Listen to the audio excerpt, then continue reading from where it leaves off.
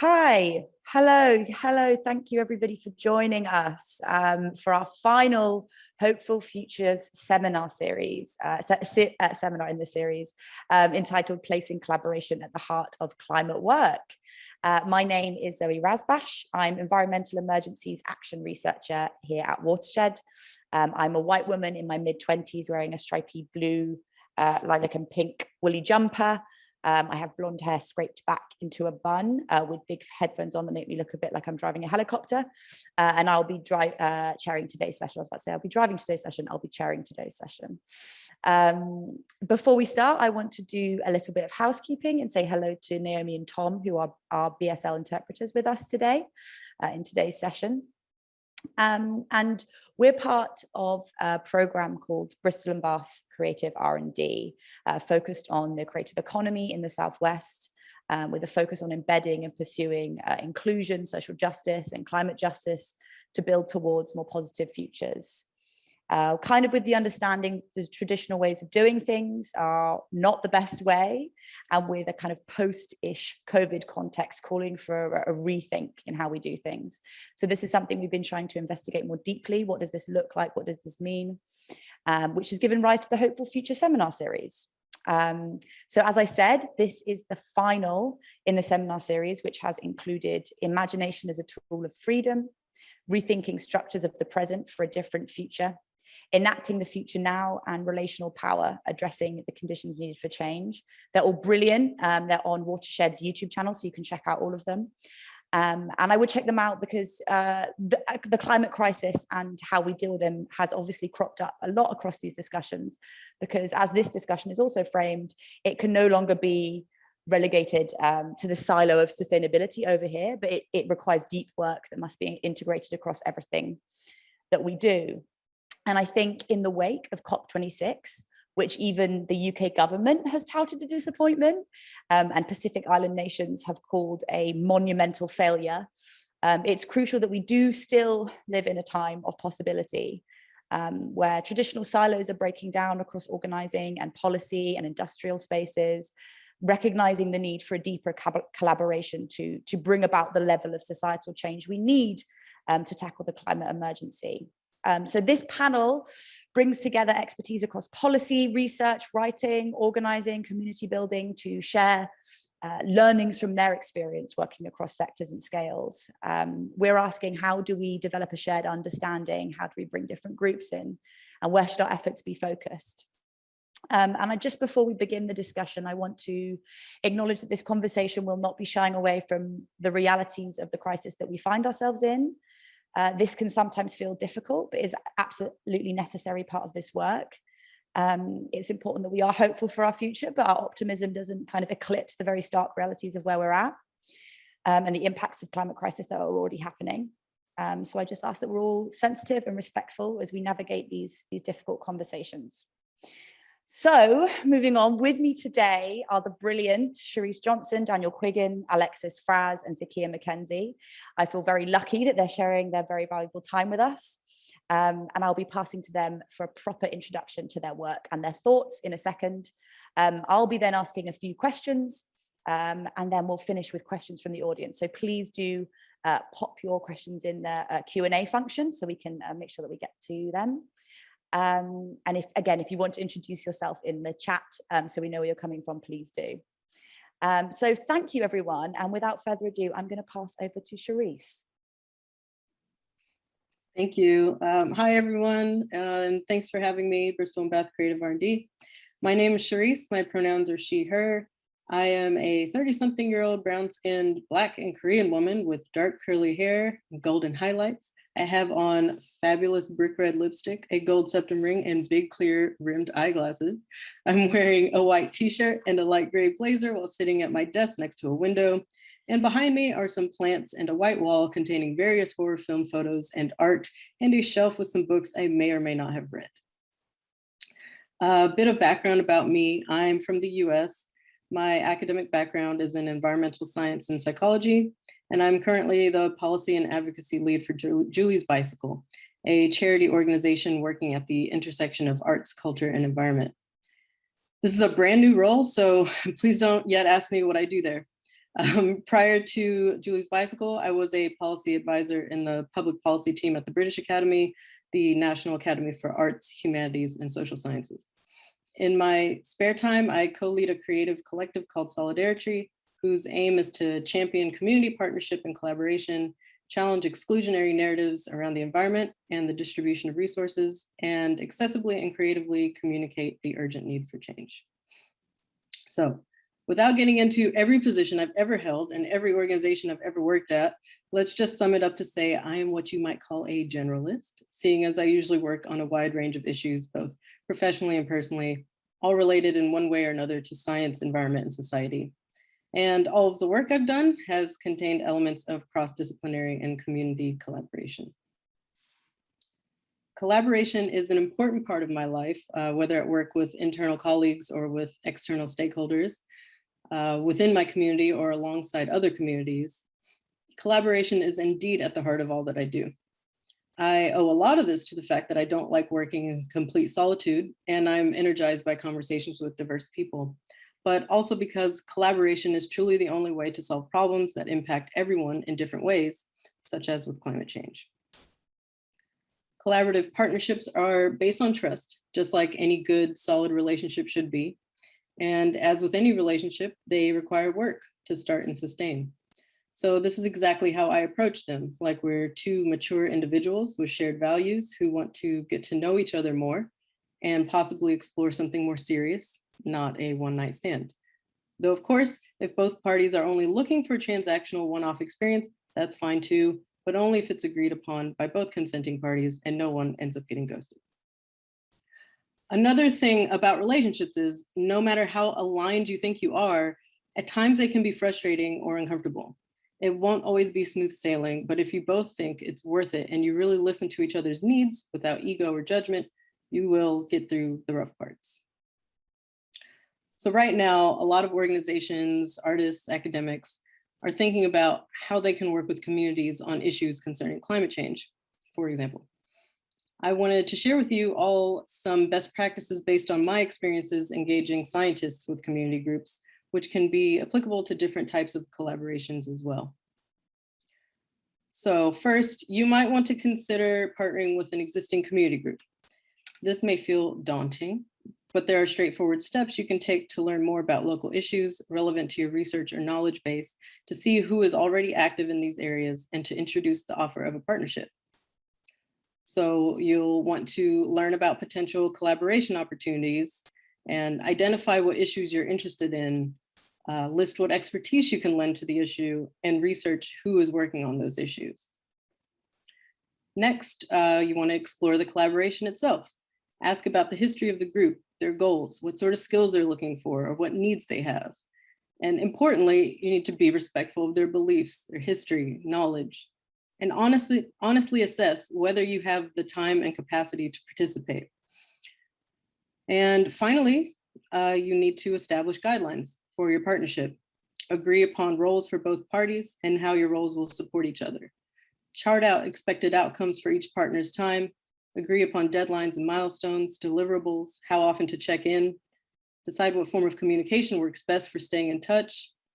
That's really important because sometimes it gets really confusing. It's like, is it email, is it text, is it Slack? Just pick one.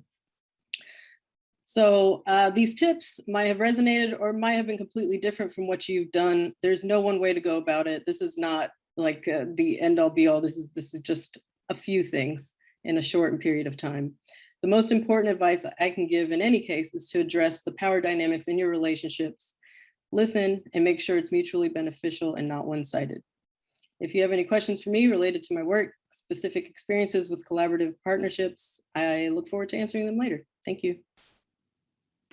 Thank you, Charise. And yes, just a reminder to pop any questions into the Q&A function. I'll now pass over to Daniel.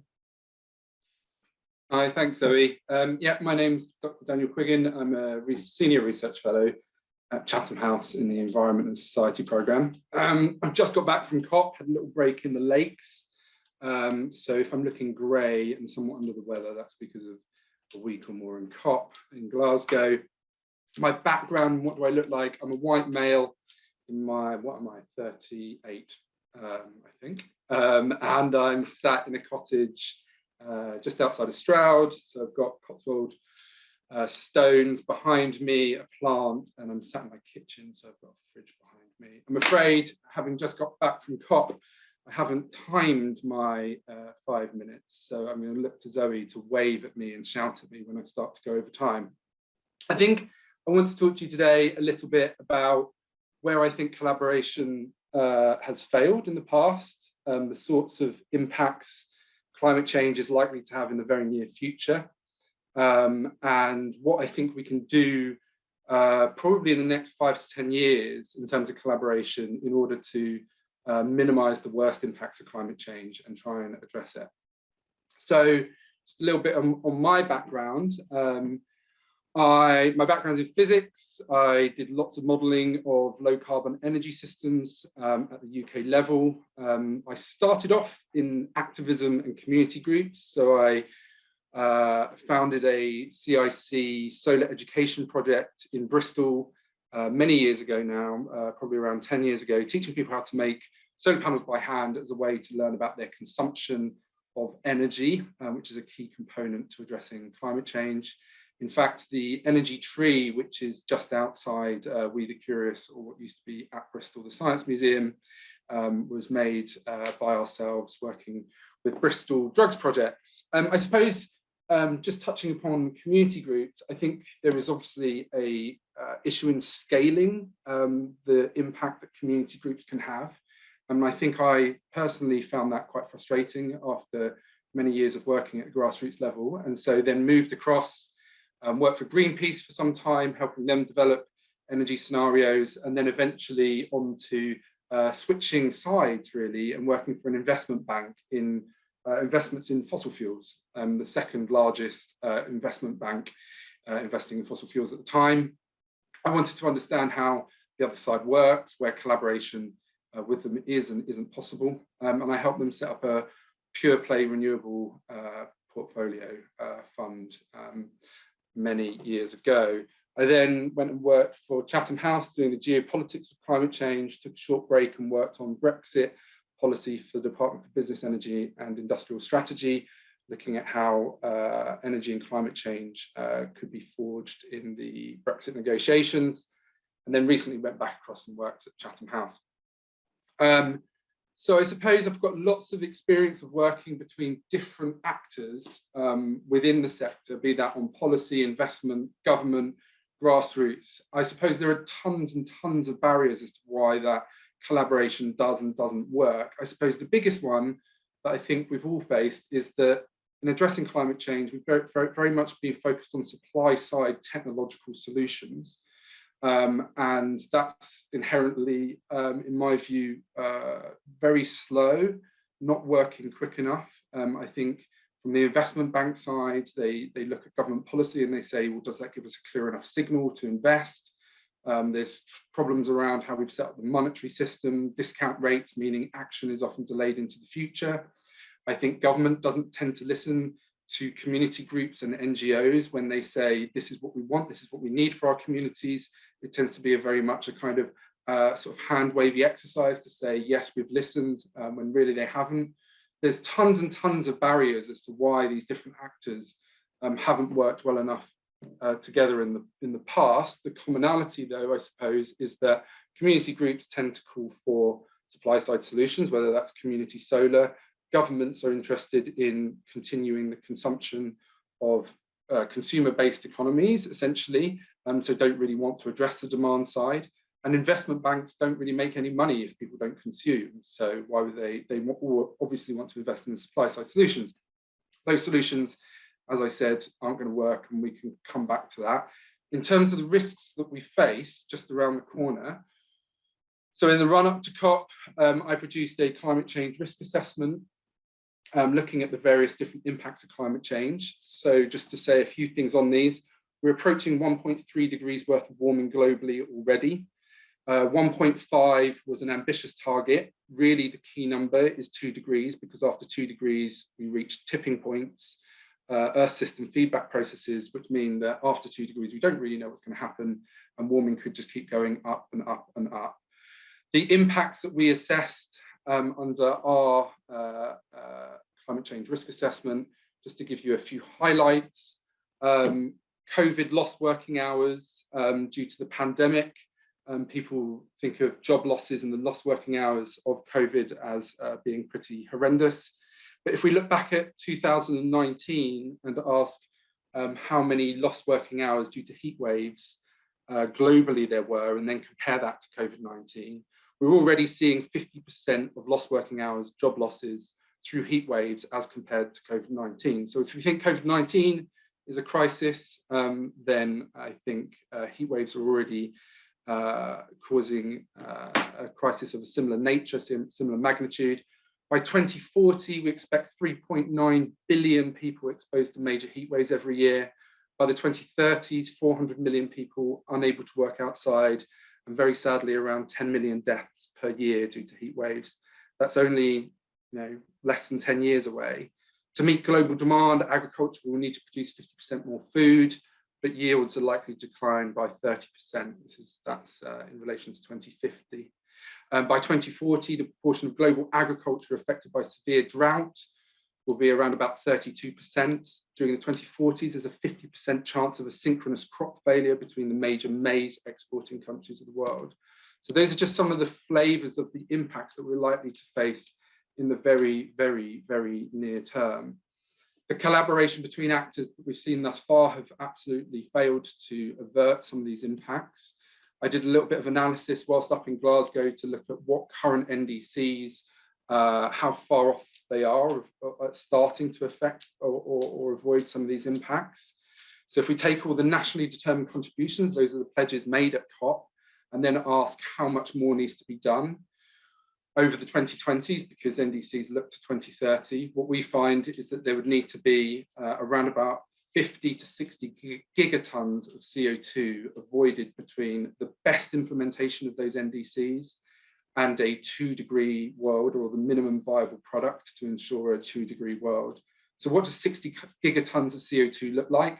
It's roughly equivalent to 1 year's worth of total emissions globally.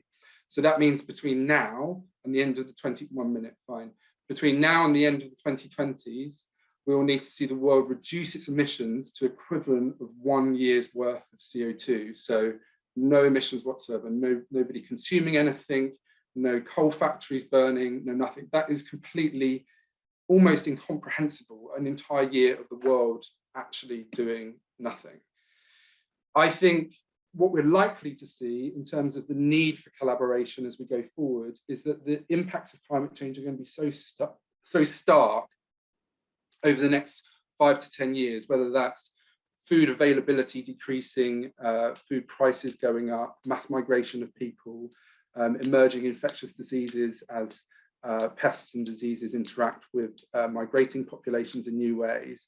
As those crises increase, I think there'll be a growing demand from electorates to address the problem right now. That will probably require demand reduction in a way that we've seen during the pandemic. So no more flights, people being constrained in how they choose to live their lives, really starting to address our consumption-based economies. The collaboration that's going to be required is not dissimilar to the collaboration required during the pandemic. We will need to go around to our neighbours, help them source food, ensure that food is being sourced locally, look after the vulnerable people within our societies, and create a sense of collective need to address the problems by reducing consumption.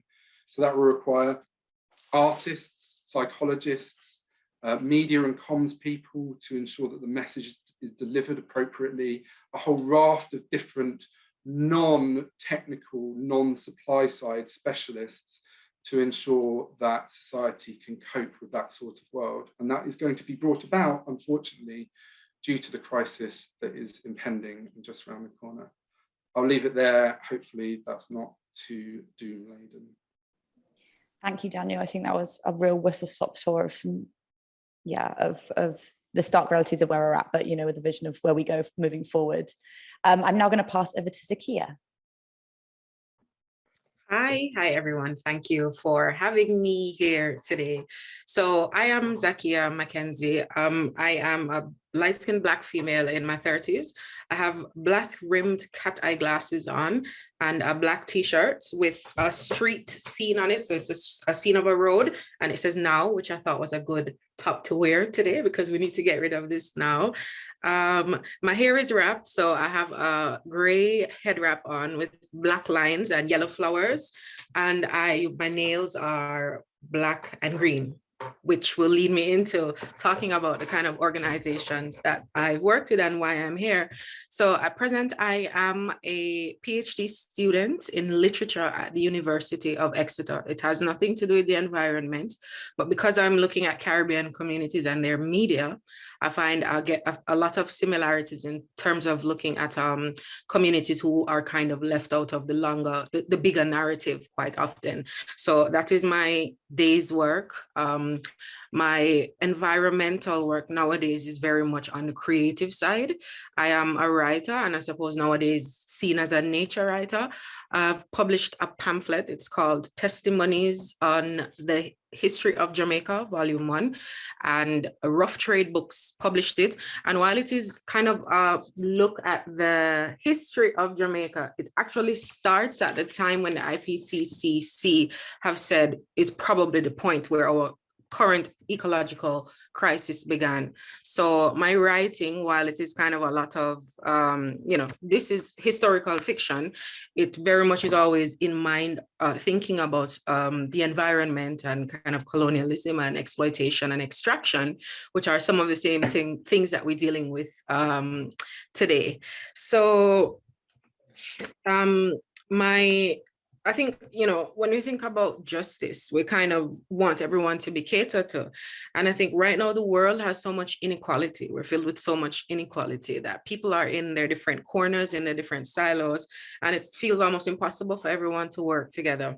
There are these huge events. There's COP that happens. There's the documents that come out every year, and there's always lots of excitement from those of us who are in the know. There's excitement, which quite often just goes right into disillusionment, disappointment.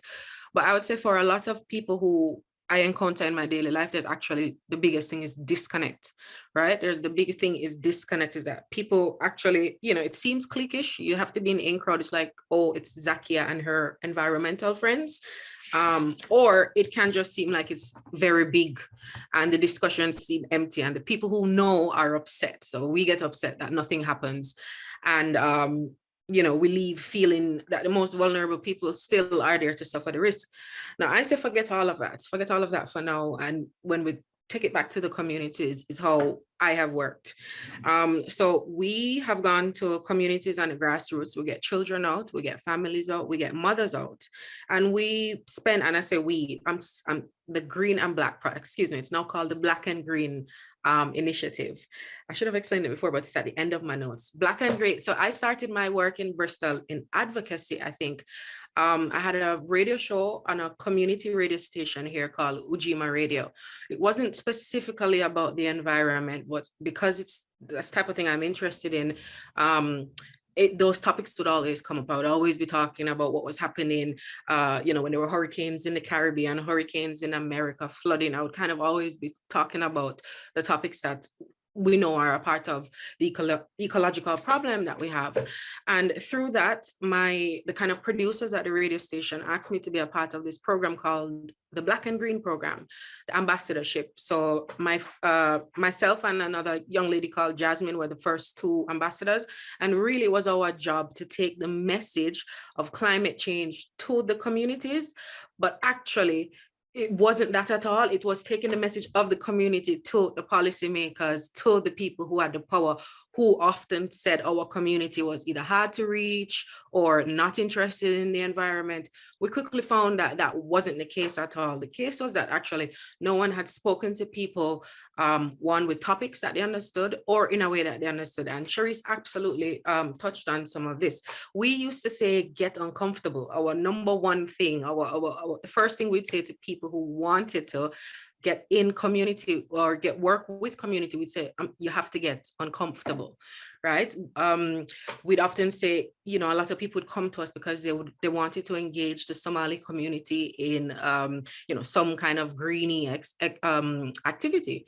And we'd say, well, actually, you have to go to that community, sit in one of their meetings where you are the only person who does not speak Somali, right? Or go somewhere where you're the only person who doesn't speak the language and you feel uncomfortable to find out what it is that other people feel when they come into our spaces. So that's the first thing we always say, is to get uncomfortable. And I mean, we kind of, we also say, and I think Daniel mentioned it here, is that there's a growing demand from communities to address these issues, right? And I think one of the problems with that is that we don't quite understand, regular people, I mean, people who are not kind of working in policy or working academic as well, might not understand the research process, don't understand how policy is made, don't understand the timeline. Sometimes things take a long time. And so we, at Black and Green, we work very much in co-production, and not just co-production of the product, but co-production from the very point of conception, right?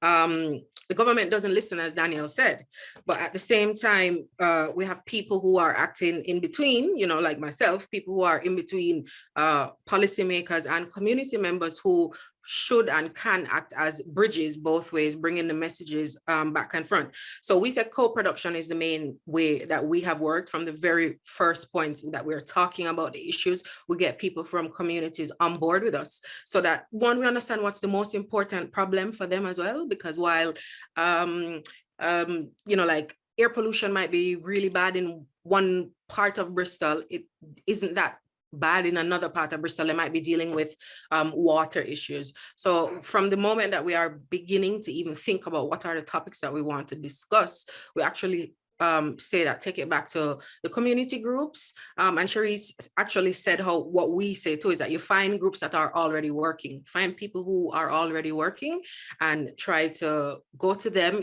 if for insights on where else to go. And so, you know, my advocacy work, and I still don't actually call myself an activist, because again, it was just doing these art projects. So on my, you know, with my writing hat on, we would have these trips where we would just take family members, families, children, sometimes only children, sometimes we take the entire family out to a forest. You know, we did woodlands, we did wetlands, we did a few farms, we did a city farm as well. I think it's important we don't have nature as this thing that you have to go too far away. And we didn't really present it with a lot of ideas about climate change and stuff. What we were hoping is that people just ended up having a good time, loving what they were doing and where they were, in the hopes that then we create or we instill in them the need to want to be those climate advocates and eco warriors and whatever it is. And so, you know, I would say, because that's how I found my love for the environment. I just grew up in Jamaica, and grew up in a town in Jamaica, but my grandmother lived in rural Jamaica, and I spent quite a lot of time there. And it was, compared to the city life, it was freedom. It was where we could go to the river all day and our parents weren't asking for us. And so because I had that, and I think, oh my goodness, when my son, my children, my friends, their children, will we have that experience if we see everything deteriorating in front of us? And so again, my way is always to think that we first expose people, because you know, when we were Black and Green ambassadors, we would always hear that people don't get it. There's too much work to be done to even bring people towards the idea of what climate change is. And I think that isn't the case. Actually, we need to tailor things to them. So one really good example of how we got quite a lot of young people interested in some of the work we were doing is we went twice. The first time we went to wetland, a bird sanctuary, and kind of observed what was happening, how the young people were, and thought, what can we do better? The next time we went back, we had a game, which was like a bingo card. And this time, instead of just listing all the birds, it had the birds listed by countries that we knew the children were coming from. So whereas we had a young we had a refugee young man who was with us, and he was brand new to the country, and none of the other young people were his friends. But the moment he saw that card and saw a bird that he recognized for his home country, everything changed. He spoke to us. He started telling us about seeing this bird, painting the bird, migration, not knowing that it came as far as England from East Africa, not knowing that it was in this part of England or in this part of the world. And I think those are the things that we love to see. It's just getting that discussion going by people just saying, oh my goodness, my parents talk about this back home. Let me find out more about the issue here. So really, just to sum it up again, collaboration is at the heart of everything that we do as a nature organization. And in my work as a creative, as a writer, we kind of put community first and community experiences first, in the hopes that in doing that, we give people, one, we let them know that we see them as experts. You are the expert on your experience. 2, we want to hear from you what is the most important thing. And 3, because you have been there every way of the process, every part of the process, you want to stick it out, and you are there with us when we actually bring it to the mayor or to the policymakers or to the organizations who do more of that work. I'll leave it there now. Thank you. Thank you, Zakiya. That story about the bird really put a smile on my face. Now I'll pass over to Alexis. Yeah, hi. My name's Alexis. I use she, her pronouns, and I live in Oakland, California. So here we talk about that being unceded territory from the Ohlone people. I'm a light-skinned woman. I have bleached blonde hair, shaved on the side. I'm wearing a black shirt, and I'm sitting in front of some Shepherd Ferry posters on the wall. So I work at the intersection of culture, the environment, and the economy. I work as a researcher and a strategist, a writer, and the company that I work for is called Helicon Collaborative. It's based in the US. It's a consulting company. And so with regard to collaboration, really all of my work is collaborative in the sense that I'm either working with artists and cultural organizations who are directly collaborating with impacted communities or working in society in some way. So they, rather than thinking about their artwork as, you know, something that goes on a wall or in a theater, I think a lot of them think about social change or community work as kind of the medium and the message. So right now, for example, I'm working with some artists who are working in frontline communities. One of them is impacted by natural gas extraction and, you know, the air quality effects of that. Others are working with, you know, environmental racism in Texas, where tank farms were sited next to Black and brown communities. And so the artists are working directly in the community. I also work with people who are in the environmental and economic sectors who are interested in working with creative people or are interested in working on the cultural dimensions of the issue with communities. So, for example, I'm working with a group of utilities, water utilities here, who are bringing in artists to help them connect with communities, similar to sort of some of the things that Zakiya was saying, finding ways to actually go out to the community. And instead of sort of hosting a community meeting, which is full of a lot of jargon and, you know, very difficult and technical for people to understand, the artist is able to engage people in a conversation around water. It's a community. One of the communities is one that is suffering from a lot of flooding because of both racist infrastructure development, but also because of climate change. It's just she's starting to be able to talk to them in a way that is healing some real trauma, but also engaging them in helping to think about what the solutions could be going forward. So, excuse me, it's very early here if my voice cracks. So I think it might be useful for me to just say a couple words about how I think about culture, because I come at it really from an anthropology background. And so while it does include art and artists, a lot of how I think about it is related to worldviews, values, beliefs, norms, and kind of how we think about what makes sense and how we communicate that meaning to each other and across time. So what I'm really trying to do in the work that relates to climate change is bring culture more into the conversation. And that's sort of for two main big reasons. One is I think culture really has to be accounted for because it's a cause of climate change. It's actually the reason, the way we've structured our society The things that we've decided make sense, the ways we get around, the materials we use to build our houses, where we build our houses, the norms of who gets to participate in decision making. All of those are cultural.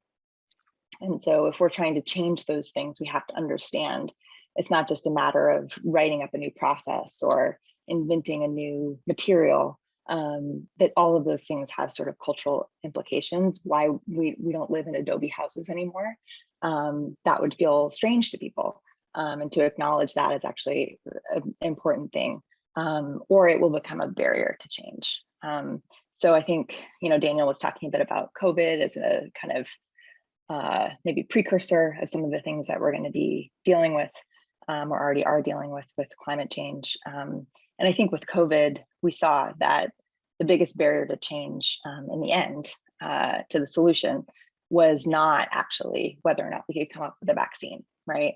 At least where I live. It's very much about people's beliefs, people's identities and ideological positions. And so those things guided people's behaviors. Excuse me.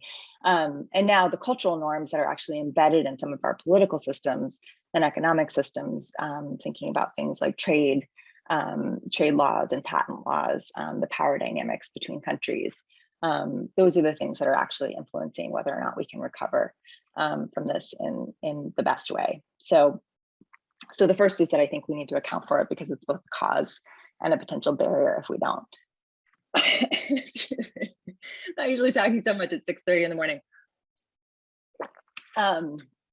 So the second reason is that I think that culture is part of what will change as climate change progresses. So whether we proactively decide to take the steps that we know we need to make, or whether, because it's probably going to be a combination of both, those changes are forced on us.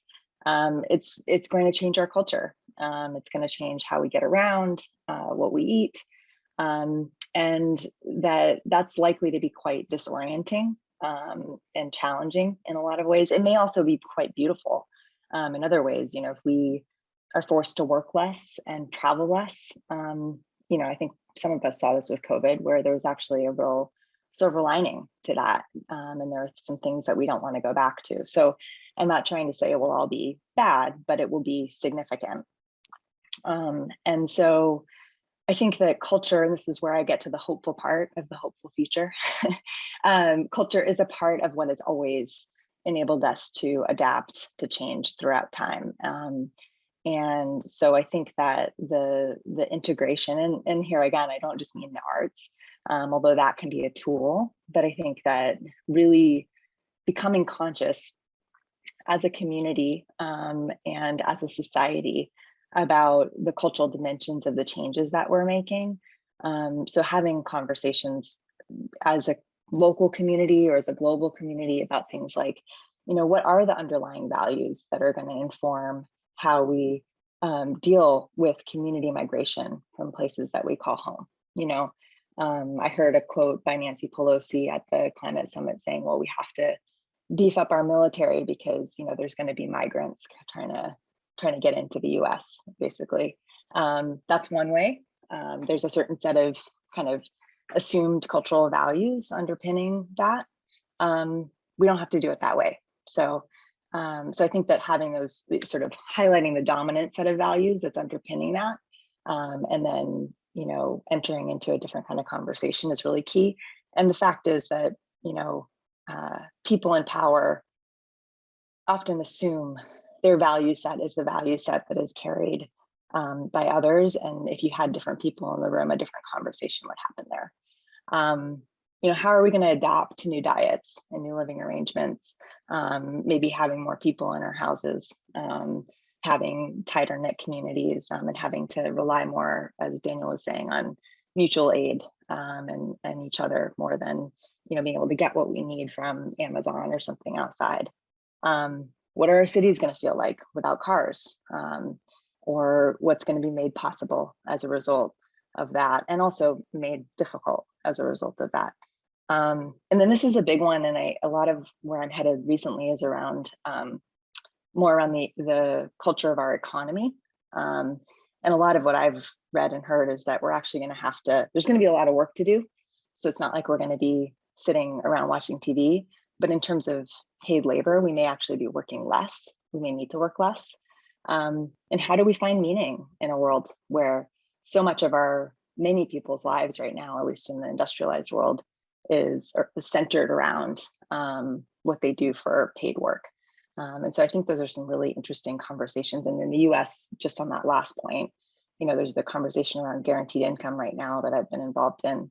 And a big fear for people is, well, if we give people a guaranteed income, how are they going to value themselves if they're getting, sort of like this idea of being on the dole and kind of what that does to your sense of work. And that's a deeply embedded cultural belief that I think needs to be challenged. So I'll leave it there. Thank you, Zoe. Thank you so much, Alexis. What rich introductions from all of you. And there's so much that I really want to pull on, but I will start with a question around the just transition, which I think is a concept which kind of puts collaboration at its core of how we realize it. I'm kind of interested in this concept of a just transition, and I know it's been a hopeful and useful framework for myself and the work that I do, but I wonder if that still resonates with you. Does it mean anything for those outside of government and campaigning? Is it a kind of useful place to start? What does it mean to you guys? I was wondering if I could throw that to you. So would anyone like to pick up on that question first? Charise, I'll pass to you. Sure, I can go. Yes, just transition. I feel like, so when I think about it, I definitely think a lot about the roots of the phrase, and going back to, I think late 60s, early 70s kind of labor organizing in the US. And so when I think of just transitions, I think of labor movements and unions who were trying to get together because they saw how much their work, like a lot of times in like chemical industries, for instance, and how much they were being exposed to really like toxic chemicals, and how much their communities were being exposed to the same things. And they wanted to transition away from that and make sure that they still had good paying jobs, like jobs where they could support their families, where they weren't also at risk of health issues. So that's always what I think of when I think of just transition. But I do think there's the dominant narratives around just transition or around reforming the existing system, which is fine. That does need to happen. But I do wonder sometimes if the focus is more on like green capitalism and less of an entire system needing changing from one of extraction and inequity to one of liberation and reparations. So that's, yeah, in a nutshell, what I think about just transition. And also I asked my my husband and my sister who's here, I asked them, what do you think when you hear just transition? And they were just like, yeah, it just sounds like some stuff you guys use in I don't know, like your policy or government. I don't know what that means. So that's not a great way to communicate that, I think, to general publics. And it gets, there's like a risk of it getting lost in jargon. Thanks, Charise. Does anybody else want to comment on that question? I'll just briefly reflect that I think just transition is really important. Like keeping people engaged and on side is going to be really, really, really important. I think in my work, the first sort of time coming across it was mainly in relation to ensuring that coal miners, for example, still have employment as we transition away from fossil fuels. What jobs and therefore what skill sets are they going to need in the future, such that we don't end up with an even more unequal society and greater poverty as people are essentially shoved out of jobs and, sort of avoiding them being left behind, I suppose. I would challenge the phrase. I think increasingly we need to be thinking about like a just inflection.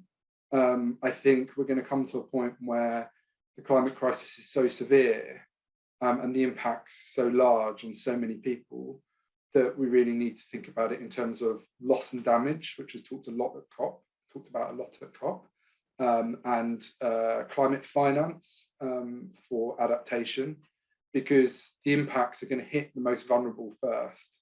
So rather than thinking about it in terms of, and I'm not saying it's not a dichotomy, we can do both, right? We can think about where do coal miners find work and therefore employment at the same time as we also think, and I just think we need to put more weight on it, a just inflection or a just crisis, or however you want to frame it, in terms of it's going to be the Sahel, East Africa, Southeast Asia, where the world's most vulnerable populations are going to be impacted most first. And it's not just in, you know, the interests of those populations that we help them. It's also, you know, migration has been touched upon a little bit. How do we, you know, that in the sort of like climate speak world, those are called kind of cascading systemic risks. So how do we prevent cascading systemic risks in relation to migration? Where do those people end up? Do they create tensions in the inbound migration hotspots? We don't want to end up in a world that Alexis was starting to describe, where, you know, you've got, you know, more border control and guns at the borders to prevent people coming in. That's not the world that we want. So how do we also have a just inflection in the world in which we live, because the crisis is going to get stronger and deeper. So not just about how do coal miners continue to be employed. Can I say something quickly about that? Yeah, I mean, I'm really appreciating this conversation because I'm so embedded in the US context. And so I'm hearing how this is kind of perceived from people who are not based in the US right now. So that's helpful. For me here, I think that the evolution of the climate justice movement, at least, which is sort of a blend of the original environmental justice labor, you know, nexus, and climate obviously is a huge thing, has actually been really useful, because I think it helps to reframe the problem of climate change as something that's not just about carbon emissions. And so if we do anything that we can to reduce carbon emissions, then we're good. For example, you know, there's a huge lithium mine currently being built on native lands, unceded, on, you know, not with permission, in Nevada. And you know, the argument is, well, how are we going to get all these electric cars, right? And so that's not obviously within the scheme of just transition, but it is within the scheme of, you know, rapid climate mitigation. So so that's one reason. I think it also helps us think about what we do want, not just what we don't, which is really helpful. And I think the transition language, maybe I depart from Daniel a little bit here, but it kind of helps us think that we're not going to magically skip from what we have now to some beautiful, amazing future, that there's going to be this period of transition, and that is going to have a different quality than perhaps the ultimate vision of the place we want to go. And then finally, I think it's useful because it talks about who gets to be involved. And that's been really key here, is that the idea that there's nothing about us without us, that, you know, whenever there's a decision being made about coal miners or about, you know, frontline communities, that those people should be in the room. And I think that's important because it demands that there's a power shift, or a shift in the power dynamics of our society today, not in the future. Once we have a better world and we've solved climate change, then we'll start to have a democracy again. So those are just a few reasons why I think it's actually, for me, it's useful context, although I agree with the, you know, useful to whom and when, and maybe not, you know, maybe not for the general public all the time.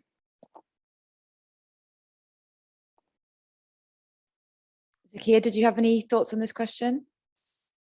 I mean, it's mostly been said, but you know, my point is that I think including that just in the transition kind of works on a community level, because when you start talking about when we start talking about sustainability and kind of within that jargon, well, people kind of always say to us, well, that's not for us, that's a rich people thing, that's a white people thing. But actually, once we include and start saying, like, actually, there's justice involved, there's kind of thinking about climate reparations, we have these topics come up, then we can kind of get people to listen to us more. Again, just because of this one, I think this one word when we say no, but we are about climate justice and just transition, it really helps. So for me, it's a useful term. And actually, I never actually didn't think about the transition as this period of uncertainty, but actually, you know, as Alexis just said, I think that as well is really helpful for me to think about it. And this is something I will incorporate into kind of our explanations as well.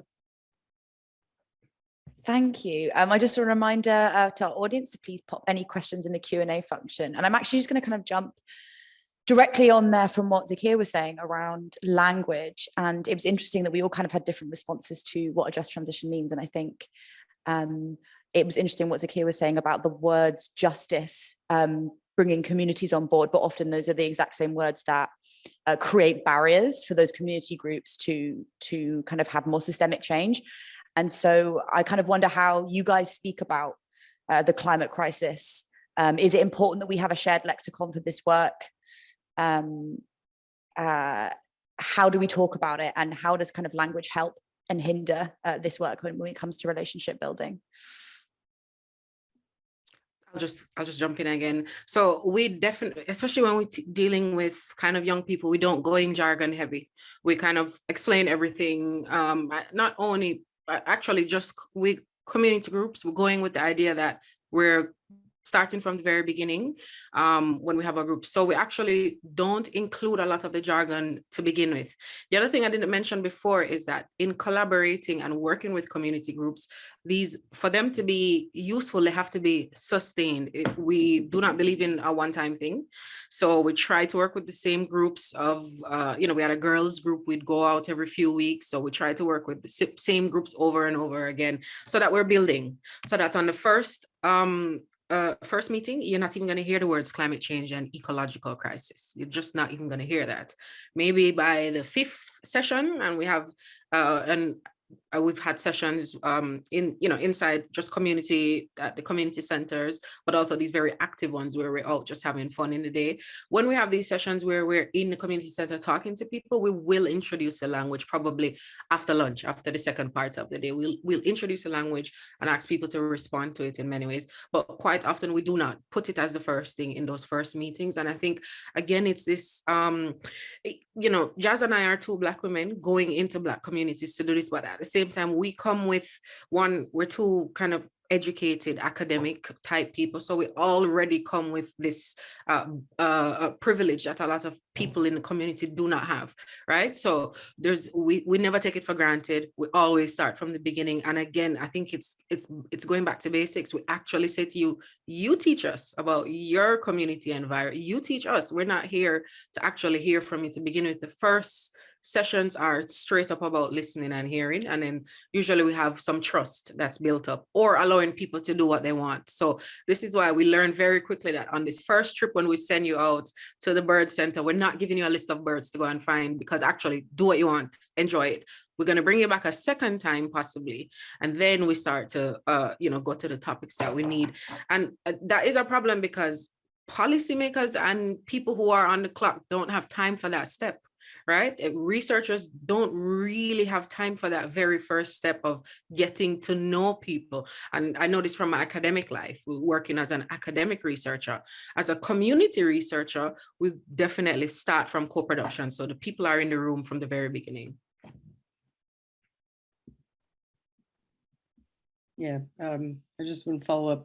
Yes, they absolutely should be in the room from the very beginning. I was going to say on language, I think the context is really important. And so something in my experience, like doing work with communities, is you don't just go in and defining things. You're not just like, oh, well, we're gonna work on environmental justice. What environmental justice issues do you have in your community? But it's just like Zakiya said, it's going in and hearing them out. what are the issues that you're facing? And then you can start talking about that in context of environment, but not everybody thinks of it that way. So for instance, one time we did some work in Delaware, and we were working with little kids. We did a little workshop with these, elementary school kids, 8 to 10. And we just asked them, like, what does environment mean to you, if anything? And some of the answers on there were like, things that were happening in their communities, not necessarily like trees or rivers or water. It was like recently at one of their schools, a kid had been killed by another student. And they said, violence at my school, they said that as an environmental issue. And then, that completely changed the way I saw that. I was like, yeah, that's an environmental issue because that's your environment.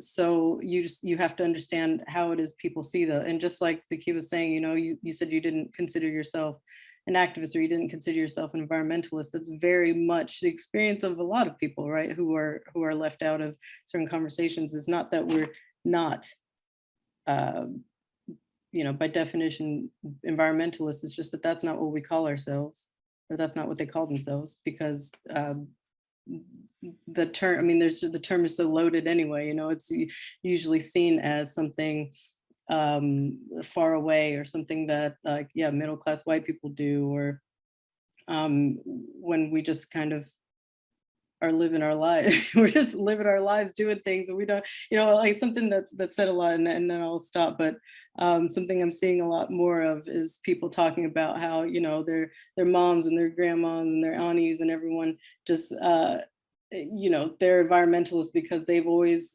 kept the bags, the plastic bags, they reuse everything. You see that little blue cookie jar, there's no cookies in it, like all of that, which absolutely I think are environmental behaviors. Or the fact that we grew up with gardens, we grew up outside, we weren't allowed to move in and out of the house because we're wasting electricity and letting all the cold air out, that sort of thing. This stuff that I would consider environmental behaviors, but folks wouldn't necessarily call themselves environmentalists.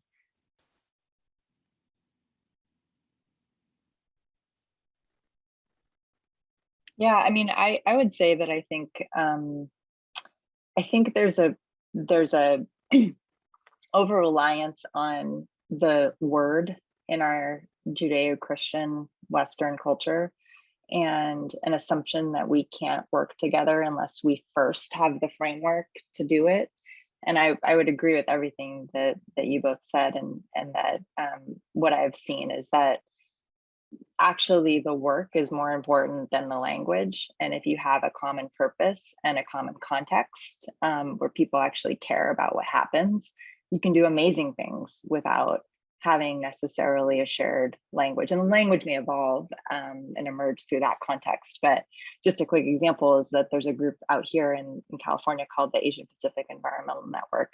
And they're such a force in terms of environmental justice. And they've gotten all these laws passed and done all these things. And their membership is, I think they speak like 100 different languages. And so they have these meetings where they cannot just, read through the agenda and present, talking points. So they use, food always, there's always food. They use song, culture. People kind of bring what they need to bring to the table. They use a lot of imagery to talk about and cross-culturally communicate what it is that everybody wants to get done, and they do it. And so, not to say that it's easy or without miscommunication or anything like that, but I think that I think we should interrogate the idea. And I'm in a lot of groups like this where it's like, well, if artists and scientists want to collaborate, we first need to figure out, translate our concepts for each other. And I think that in and of itself actually is something that's a product of our mindset.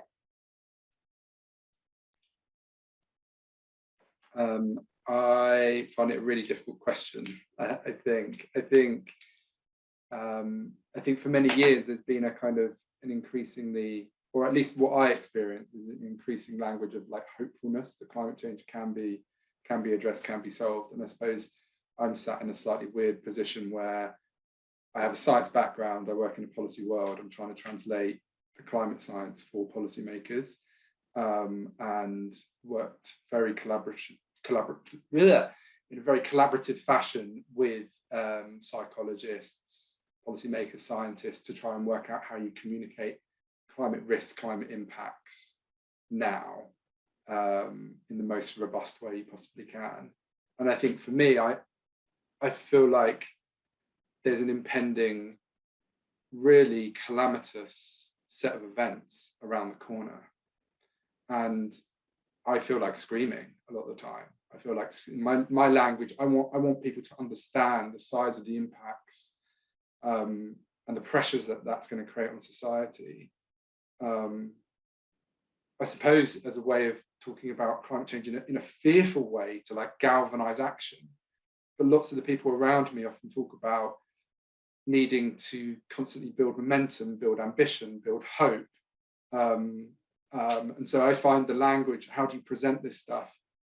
I find it really, really challenging because I want to sort of scream about how bad it's going to be at the same time as appreciating that, yeah, people do respond to hope and building momentum, building community action. So I think it has to be both.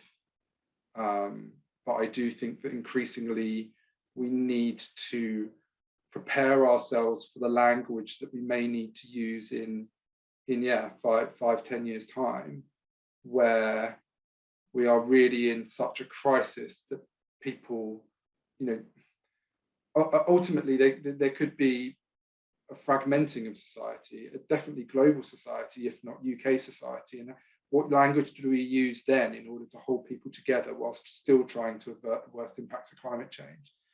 So I'm sort of struggling with that question, not what language is it that we should use now. I'm almost resigned to the fact that these climate impacts will happen. It's going to be terrible. So what do we do at that point to hold everyone together? And language is really important at that point. Daniel, when we spoke before, you spoke a little about the language of net zero and how language can actually sometimes be a barrier because of kind of purposeful obfuscation of real goals. I wondered if you could speak to that again.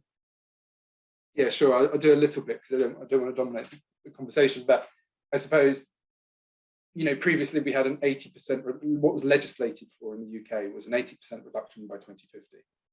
80% reduction in emissions. It was sort of fairly reasonably easy to understand, really. Like we have some emissions, reduce it by 80%. Like, okay, you have some concepts around percentages and can everyone, does everyone have the background in maths to be able to do that? Some people not, but relatively easy concept. Net zero is much more difficult to understand. It's a balance between what you remove out the atmosphere to what you emit.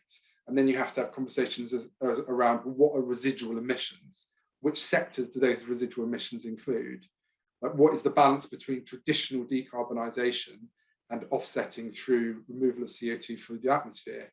And what do those technologies include? Bioenergy with carbon capture and storage, direct air capture, nature-based solutions, which then include afforestation, peatland restoration, mangrove growing. Like net zero is an impenetrable, very difficult to understand concept, which I'm not saying this categorically, but there are many people who feel that the fossil fuel lobbyists have jumped on the idea of net zero in order to make it more difficult for civil society, the electorate, to hold government to account, to make it less transparent, more opaque.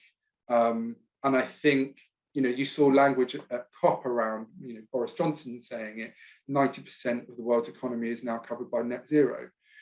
Does that give people, does that give people hope that is actually not useful? Is it a comfort blanket when there's a fire raging outside and actually a comfort blanket isn't actually going to do you much good if you're about to burn to death? Like, I don't know, but I do feel that, Extinction Rebellion called for net zero by 2025. I'm not sure Extinction Rebellion at the time that they called for it fully understood what net zero was, and that it was actually a concept that many in the fossil fuel lobbying wings were calling for. So yeah, I think the language and the PR and the spin and the greenwashing around climate change is an industry now that has tentacles all over the place.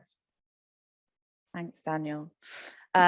We have a couple of questions from the audience, and I've got a billion more questions I would love to ask you all, but we've only got 25 minutes left. So I was wondering if you guys had any questions for each other in the work that you do before we throw it to the audience.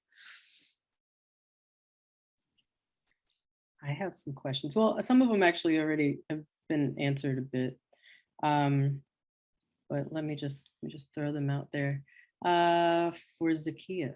Okay, so I am again from the US, and the way that I see like environmental racism and environmental justice issues playing out, I think are a bit different, or a lot different to how they are in the UK.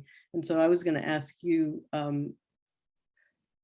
how do you see the environmental injustices manifesting in the UK?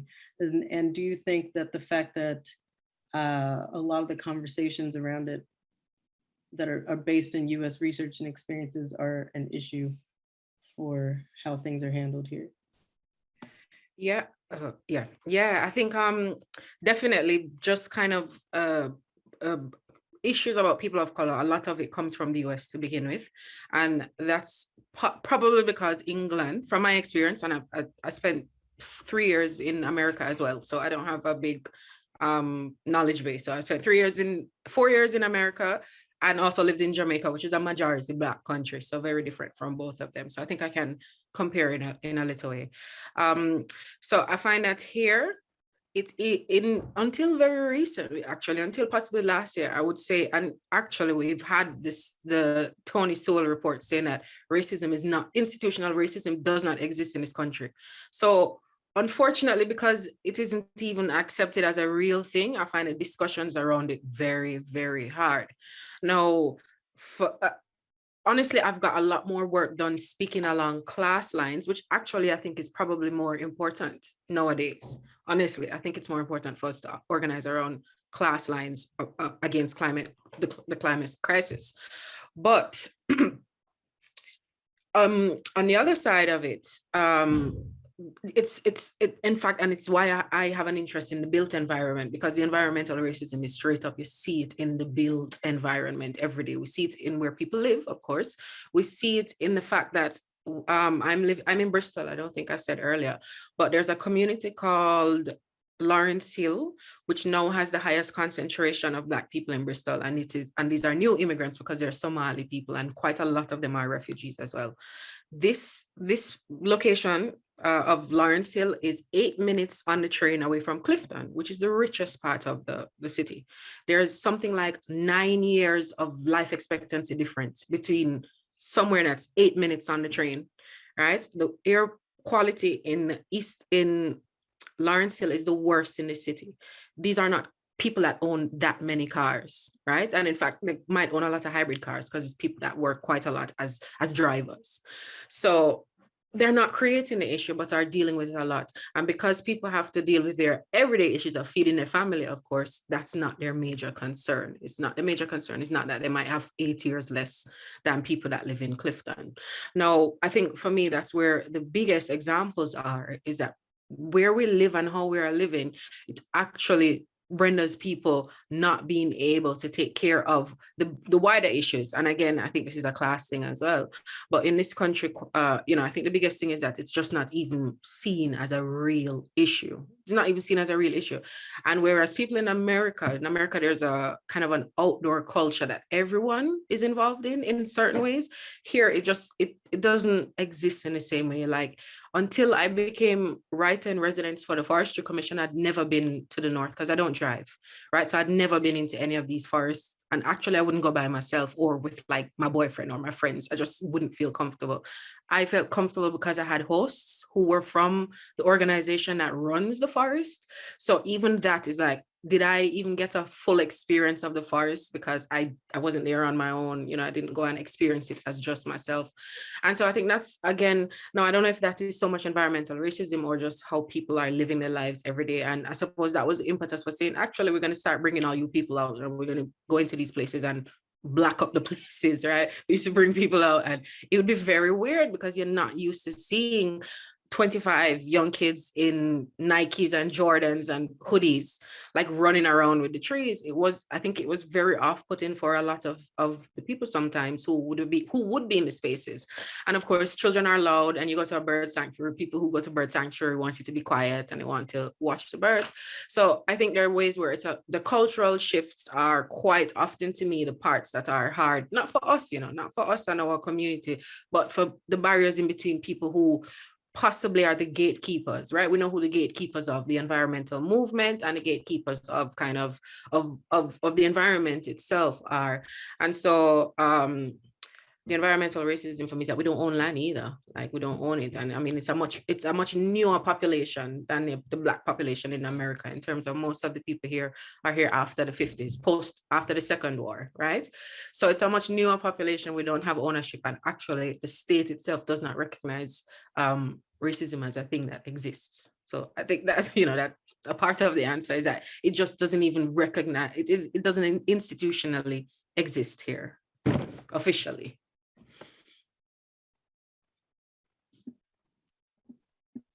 I have more questions if you want me. I was just thinking, we're in our kind of final 20 minutes, and I wanted to kind of bounce off something that Kimberly has posted in the chat, who has kind of responded to Daniel's point about net zero and said, as there's a lot of new jobs are created in this area, it's difficult to know whether someone could genuinely make a real impact. And I kind of wanted to ask from that, we're in this interesting moment coming out of COVID, maybe not, post another, very disappointing international conference, COP.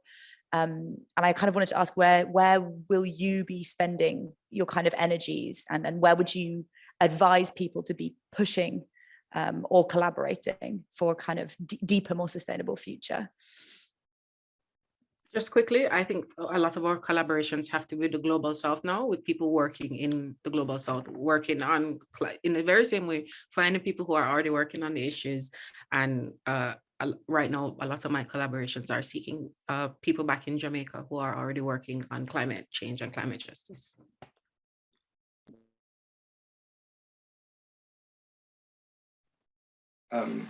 Just a really quick point on the net zero thing. I think it's just really important to remember that net zero basically came out of lots of the what are called integrated assessment models that are utilized by the IPCC in terms of the modeling, the climate modeling, as to what might be able to be achieved under different mission scenarios. And basically, net zero comes about because of an artifact that says that people reducing their consumption of carbon intensive goods and services, flying, driving to work, etc., is just not possible. It's not possible to deal with those. Eating meat, and that you can only reduce demand by a certain amount before it comes economically suboptimal, but people's behaviours start kicking back against it, and so on and so on.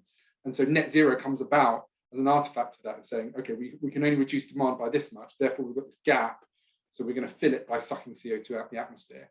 I think what COVID has done is shown us that actually demand can be addressed in different ways. COVID by no means was fun for everyone. Lots of people were trapped in flats and housing that was completely inappropriate to spend long periods of lockdown. People suffered from depression and so on and so on.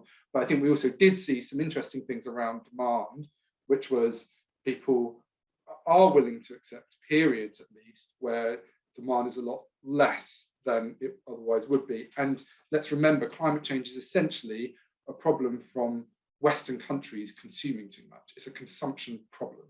And so where I'm going to be spending my time over the next few months is, how can net zero be addressed, and we include greater amounts of demand reduction within it, such that we're not reliant on unproven supply side unicorn technologies that don't yet fully exist. That's kind of, so improving net zero, essentially, and putting consumption of the West at the heart of net zero.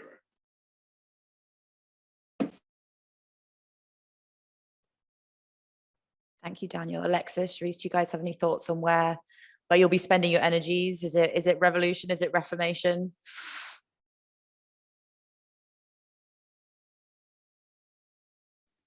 I want to work with Daniel on that. No. I don't know actually. And I struggled with that question a little bit because I'm in a point of questioning. I think, you know, the person in the chat is kind of indicating this. There's this sense of like, you know, a need to make a big difference and not really knowing exactly where the most fruitful place to put my labor is. So I'm not sure. I'll let others answer that, but there's a question in the chat that I'd be curious to respond to if we have a moment for that. I'll come to that next.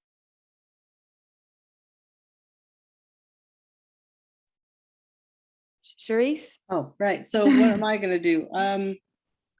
Well, I feel like a little bit of both, right? So in my day job, I will, well, in all of my roles that I've had, you know, I didn't mention this, but something that I always try to bring to the table is to make sure that whatever we're doing is seen through a lens of equity and justice. So it's difficult, right? Because a lot of the institutions I'm at, they are really old or they just don't want to hear it, and changing institutions like that is very difficult. But so I'm going to keep doing that and keep making sure that we don't just start using words and basically like what we were saying about just transition and net zero, not just throwing words out there because they're the buzzwords of the day, but like to make sure that we remember at its core what the principles are and what it is that we're actually aiming to do, and to go beyond saying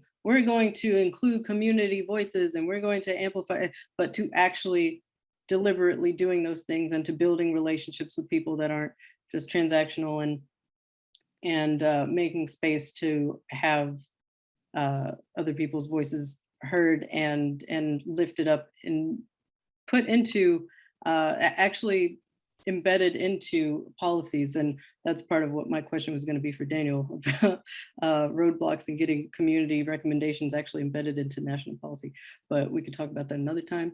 And then in my personal time, you know, I'm just going to keep trying to learn everything I can, because, you know, I don't know everything.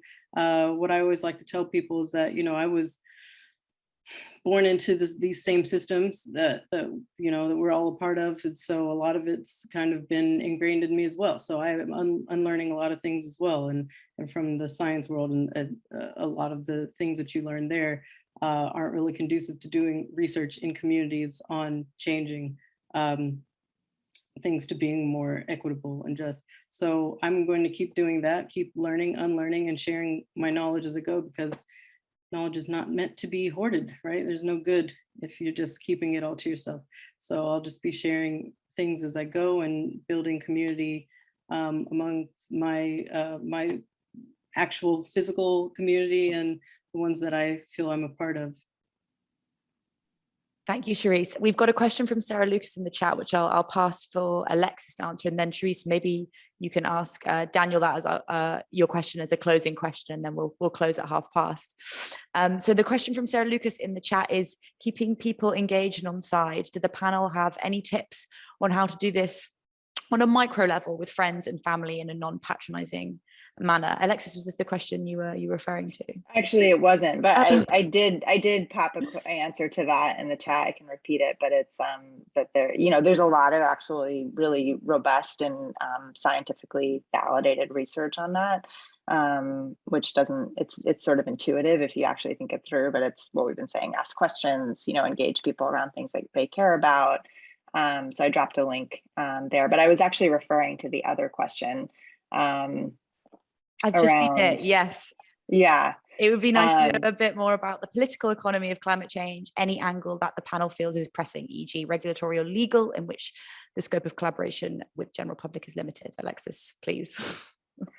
Yeah, so I mean, I guess I think that there's this idea, this narrative that to engage the community it's too time consuming, like we just don't have time for it, or they don't have the expertise. We need experts to solve problems right now because they're so urgent. And of course we do need expertise, and you know, there's things that people with specialized knowledge need to be in charge of. But I think that there's another question that I'm starting to ask, which is, is it even possible to transition without more democratic processes that actually involve people who've been typically excluded or oppressed by the system that we have? And I think COP is a great example of that, but also the way that we have systems where power is so concentrated, both economically and politically, and yet nothing is happening. And in fact, we're going in the wrong direction. And I think that it really begs the question of whether it's just willful, ignoring of the issue, or whether those systems themselves actually prevent the kind of action that we need, because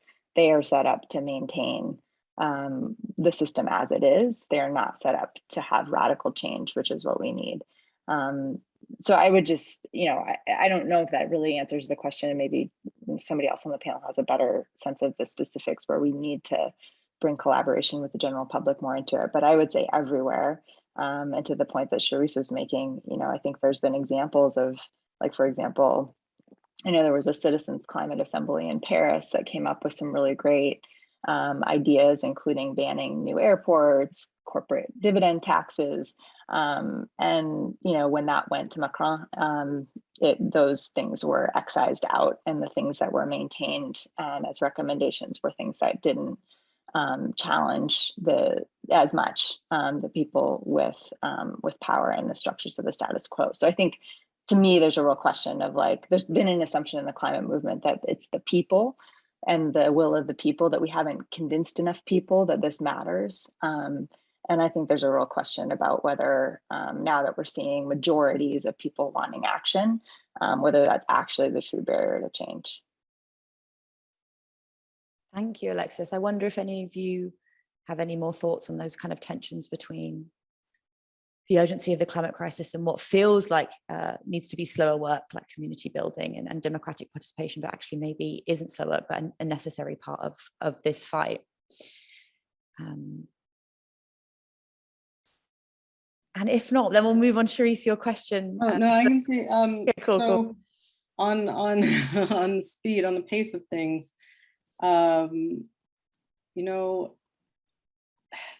problem is that none of these things are new, right? Like, COP26 just happened. That means 3 decades, right, of trying to get some climate policies, some international climate policies. So for most of the issues, like around environment and climate, like, they've been here, and people have been actually advocating heavily for a long time. So it absolutely, it is slow moving. And in my experiences working with community organizations from one of the big green organizations that we partnered with, was there's just so much that goes into the communities banding together, even if they have one shared goal, but the way that they want to get to that goal are not necessarily congruent. So they have to compromise a lot, and then they have to get together and get alliances and get those get partnerships with bigger organizations, so they can get funding, so they can get heard, so they can get somebody said something about political economy, so they can get political will, so they can actually present their solutions to the right people and get them translated into regulations and policies that will actually help their communities. Like, it's incredibly slow, and a lot of times it'll go backwards. So, like we say in the US, you've got a lot of people, for instance, on offshore drilling, right? Like, I was part of a campaign once to stop offshore drilling in the Atlantic, and so many grassroots people signed, got their local councils to sign onto agreements saying, like, hey, sign resolutions to say, like, we don't want that here. And with their power, with their powers combined, basically it was stopped. Like, there was a moratorium put on it. But then as soon as somebody else came into office, he who shall not be named, everything was overturned, right? And so all of that hard work was pushed back. And you see that happening all the time. We're like working in chemical safety issues. You have people, these coalitions who've just been asking for basic common sense safeguards on chemicals in chemical plants, like saying, hey, can you make sure that the public has access to what's going on in these facilities, so they know what's in the air that they're breathing? Can you tell us if there's an emergency, what it is that we need to be doing? Like, they have to keep pushing for those things, these basic things, and that takes such a long time. So I guess all that to say is, it's absolutely slow and deliberate. Well, it also needs to be, it's very urgent, but it's, one step forward, two steps back a lot of the time. Thanks, Charise. And we've got 5 minutes left. So Daniel, I'll pass back to you for this last question, which Charise raised from Lucy also in the chat, who would like to know a little bit more about how we can scale up community work to a policy level. Yeah, it's a really, again, a hard question. I suppose break it down into two elements. One, like, how do you get your voice heard? And then two, what is your voice asking for? I think the second one I'll try and address first, just because I just find it really interesting. I think broadly, as I've sort of said quite a few times through this discussion, I think we've been trying, society and governments and markets have been trying to address this through supply side measures. And so what often gets demanded for is supply side measures. Prime example, as I referenced before, Extinction Rebellion calling for net zero by 2050. Net zero is essentially a supply side driven policy repertoire of different mechanisms. And I'm not sure that that's the right thing to be calling for. I think community groups, civil society need to increasingly be calling for us addressing demand, as I've sort of said a few times. In terms of getting your voice heard, community groups getting their voices heard. Within the UK system, there's like a number of ways for that to happen, right? One is like writing to your MP, running a campaign, trying to get your voice in through the sort of the political MP sort of parliamentary system, which I think can be really effective, right? And I think you need to remember that, or we all need to remember that there are these select committees that have powers writing into your select committee, calling for an inquiry, calling for an area of interest that you think is really important, that needs to be investigated by groups of MPs. That often has quite a lot of traction because select committees have maybe more power than an individual MP. If you're writing to your MP, a select committee can sometimes carry more weight. In terms of the civil service, that's another way to get your voice heard, right? So not by politicians and MPs, but by the civil servant whose ultimate employer is the Queen or the head of state, who propose policies to secretaries of state, the cabinet, the prime minister. That's quite hard, right? We say, or the UK government says, that it's an evidence-based policy-making process. My experience is the opposite. They form policy and then they look for the evidence that can kind of substantiate the policy that they already have predefined that they want to follow. So I think we need increasingly to hold the government's feet to the fire on ensuring that it is an evidence-based policy process. And part of that is stakeholder engagement. So stakeholder engagement in the official kind of government speak. Governments will have lists, or the government and different departments within the government has lists of different civil society representation organizations. So be that NGOs, trade associations, big companies are often on the list. And then community groups, but they tend to be like more like national representation organizations. So, a classic one would be the National Farmers Union. I think trying to ensure that you are engaging with civil servants on a regular basis and saying, I'm here, and that you therefore appear on those stakeholder lists of who they should be consulting the next time they want a stakeholder-led evidence gathering exercise. And that's not just in terms of calls for evidence that happen on a regular basis, but just on how they're generally forming their policy. People move around a lot in the civil service. So finding out, I'll be super quick, finding out who those civil servants are, keeping track of them, and regularly telling them, I have a voice, I want to be heard. You end up on those stakeholder engagement lists, and then you'll be consulted in an informal way. Thank you, Daniel. And I'm sorry to rush that, because I think how to scale up your, impact from your community to a policy level could be an entire 2-hour session in itself. So I apologize for having to cut you off there, but we are at time. Thank you so much, everyone, for joining us, and thank you to our wonderful panelists for sharing your time with us today. I appreciate you all so much. Please do keep up with their work. And on that note, we'll close. So do check out the rest of the seminars on Watershed's YouTube channel, and have a wonderful rest of your week. Thank you to Naomi and Tom as well, our interpreters. Bye, everyone. Thank you.